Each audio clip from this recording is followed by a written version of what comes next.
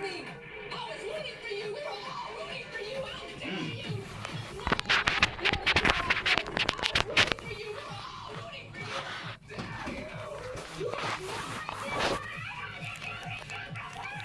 She didn't know about this when she agreed to it. Yeah.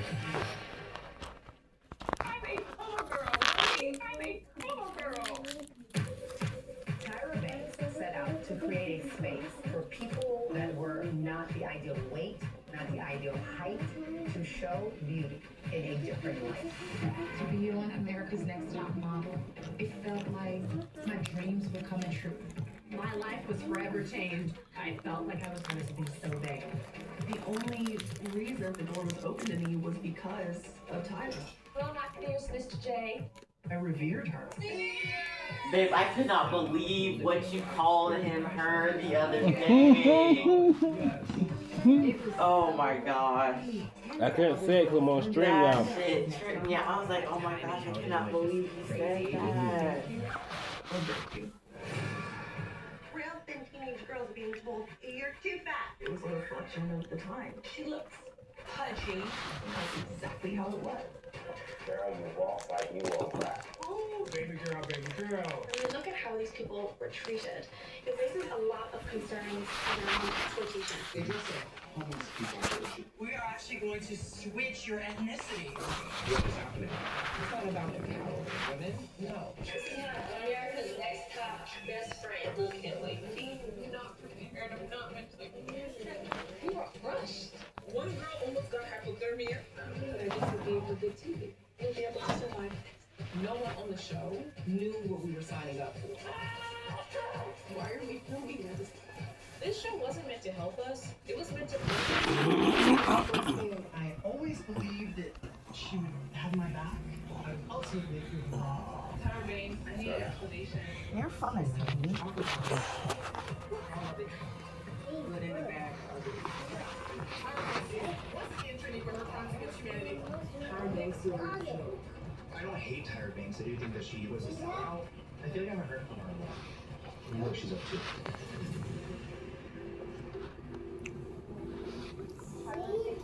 She looks good, shit. I haven't really said much. Everybody has something to say about her.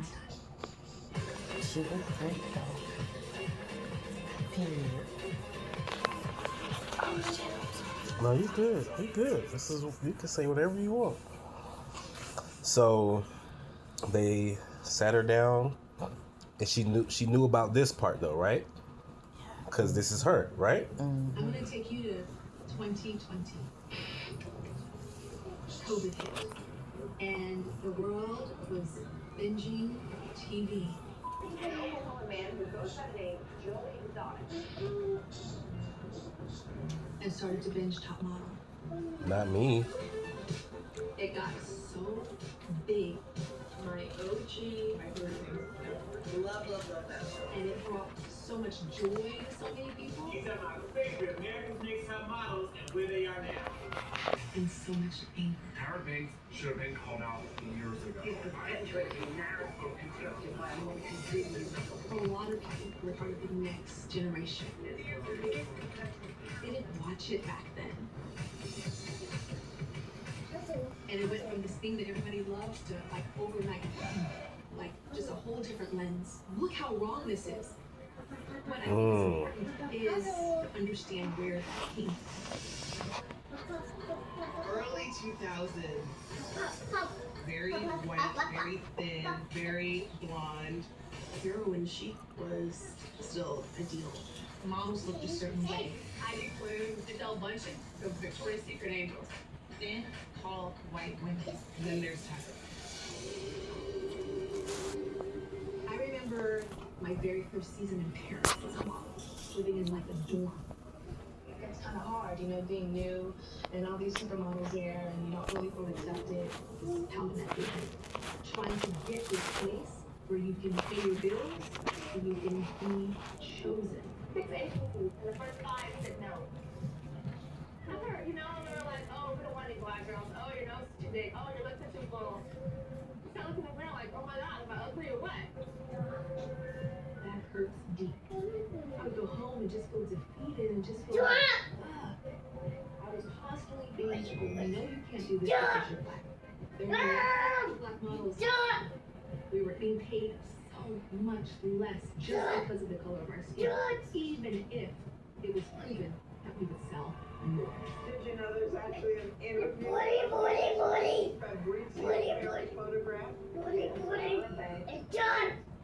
I saw Tara Banks in person yesterday. She was having lunch in the Four Seasons. Nobody in the Four Seasons recognized Tara Banks. She had her clothes on.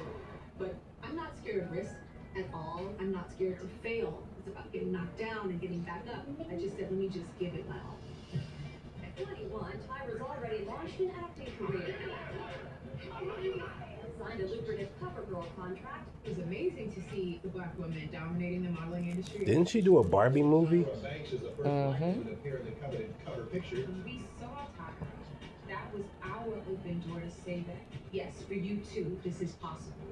I started thinking a little differently. Maybe it's modeling. Whoa.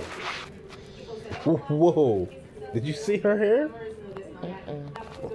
We're gonna sleep over there. I wanted to show that beauty is not one thing. And I wanted to fight against the fashion industry. And one day, this idea just hit me. What if I created a show where you saw what it took to become a model? And for this show to represent not all white, not all skinny, but just showing all the differences and all the different types of beauties. I had a feeling that I was going to change the beauty world. This was my way to get back. And so a couple of weeks later, I was at drinks at the Standard Hotel with Ken.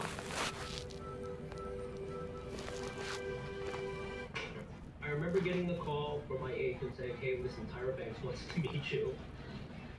Really? I remember that meeting to this day. I walked up there and I thought, it's going to be basically a vanity project. She's not going to do any of the work. I mean, she's just a model. She's probably not very bright. I said, look, Tyra, what is it that you want to do?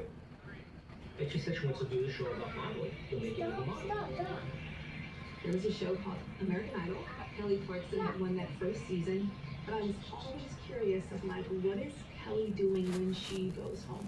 I want to marry American Idol and the real world and set it in the modeling industry. And I pitched him the idea, and he said, oh, I can make this work. Ken is like one of the godfathers of reality television. I had created a show called Making the Band that followed the journey of people auditioning, then creating this boy band, then seeing if this boy band could succeed. So he explained to me, you can't just be following people, you have to have a format. We had 10 girls living in an apartment. Each week they would be taught a modeling skill. Then one model would be sent home. The last model standing would then be named. America's Next Top Model. I knew that one key to the success of the show would be to have really great coaches and judges that popped on TV. And then she said, we need a runway coach. I thought she was going to mention some woman who ran some modeling school or something. She goes, well, there's this guy named Jay Alexander. He's a 6'5" African-American guy. I'm like, what? I was Jay Alexander in the catwalk. Our motto is, walk like it's for sale and the rent is due tonight. He just blew me away. For most models, getting that supermodel stride isn't that easy.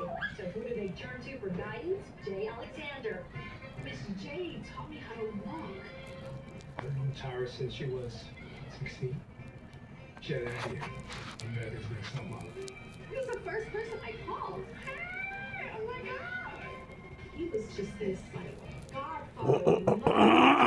And there was the real deal. I came out of my mother's stomach wearing high heels. He had the most beautiful legs. And Jay is a pioneer in himself. Especially again, watching black women going to church on Sundays. Because back then, a lot of people were not expressing themselves like he was expressing himself. Girl, I knew I was. I knew that he had something special. I like the great face. Just like the crazy. And then we said, okay, well, you know, obviously in fashion, the photo shoot is everything. Tyra tapped Jay Manuel, who was her makeup artist, to be our photo shoot director. My phone rang. I picked up, it was Tyra, and she was in LA. So I'm thinking, oh my god, it must be almost 6 a.m. She's like, oh my god, I have this idea. It was the excitement in her voice that I responded to in my teens. You know, most teenagers put music posters on their walls. I had on my bedroom wall all the fashion ads of the time.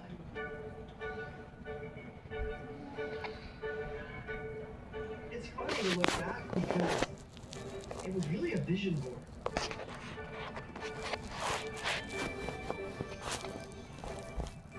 I had done a lot in my career at that point, but I felt like I was always trying to prove myself.